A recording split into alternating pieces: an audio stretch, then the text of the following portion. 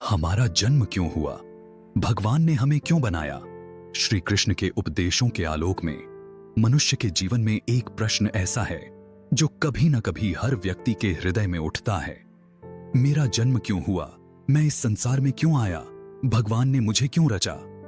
जब जीवन में सुख आता है तब यह प्रश्न शांत रहता है, पर जब दुख आता है, हानि होती है, अपमान मिलता है, असफलता घेर लेती है, तब यही प्रश्न भीतर से पुकार बन जाता है। इसी प्रश्न का उत्तर देने के लिए श्री कृष्ण ने अर्जुन को भगवद गीता का उपदेश दिया। गीता केवल युद्ध भूमि का ग्रंथ नहीं है, वह मानव जीवन का शाश्वत मार्गदर्शन है। अर्जुन का प्रश्न, हर मनुष्य का प्रश्न। महाभारत के युद्ध से पहले अर्जुन का मन विचलित हो गया। उसके हाथ से गांडीव गिर गया। वह बोला, हे कृष्ण, मैं युद्ध नहीं कर सकता। अपने ही लोगों को मारकर मुझे क्या मिलेगा? अर्जुन का यह प्रश्न केवल युद्ध का नहीं था, यह प्रश्न था कर्तव्य, जीवन और अस्तित्व का। ठीक यही प्रश्न आज हर मनुष्य के भीतर है। जब अंत में सब नष्ट हो जाना है तो जन्म क्यों हुआ? श्री कृष्ण का प्रथम सत्य, हम शरीर नहीं हैं। श्री कृष्ण अर्जुन को सबसे पहले यह बताते हैं कि हे अर्जुन, तुम यह शरीर नहीं हो। गीता में कहा गया है, न जायते म्रियते व कदाचित नायम भूत्वा भविता व न भूयः, अर्थात आत्मा न जन्म लेती है न मरती है। जो जन्म लेता है और मरता है वह केवल शरीर है। यदि हम शरीर नहीं हैं तो जन्म शरीर का हुआ है, आत्मा का नहीं। यह बात समझ में आते ही पहला प्रश्न स्पष्ट होता है, हमारा जन्म आत्मा का नहीं, देह का है।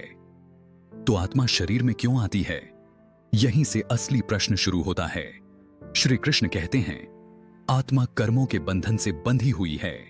गीता का सिद्धांत है, जैसा कर्म वैसा फल। हमारे पिछले जन्मों के कर्म, इच्छाएं, वासनाएं और अधूरे अनुभव हमें फिर से इस संसार में खींच लाते हैं। इसलिए श्री कृष्ण कहते हैं, कारणम गुण संगोस्य सदसद्योनि जन्मसु, अर्थात गुणों और कर्मों के संग के कारण ही जीव अलग अलग योनियों में जन्म लेता है।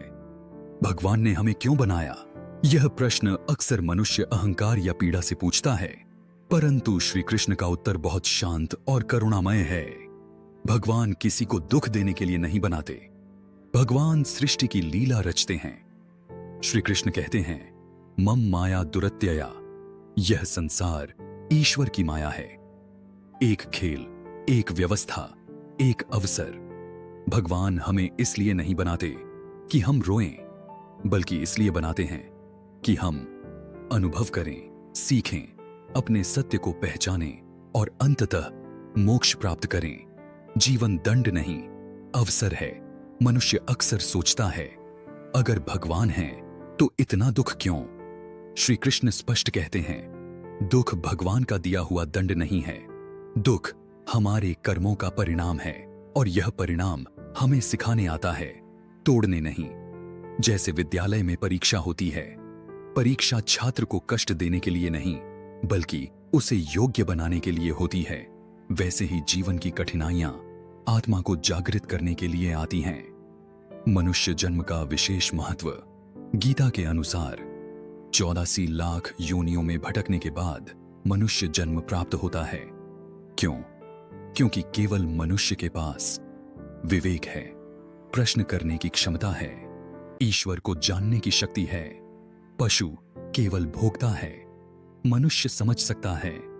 इसलिए श्री कृष्ण कहते हैं, मनुष्य जन्म मोक्ष का द्वार है। हम क्यों भूल जाते हैं अपना उद्देश्य? जन्म लेते समय आत्मा शुद्ध होती है, पर जैसे जैसे वह संसार में आती है, इच्छाएं, लालच, भय, मोह, अहंकार उसे ढक लेते हैं। श्री कृष्ण इसे माया कहते हैं।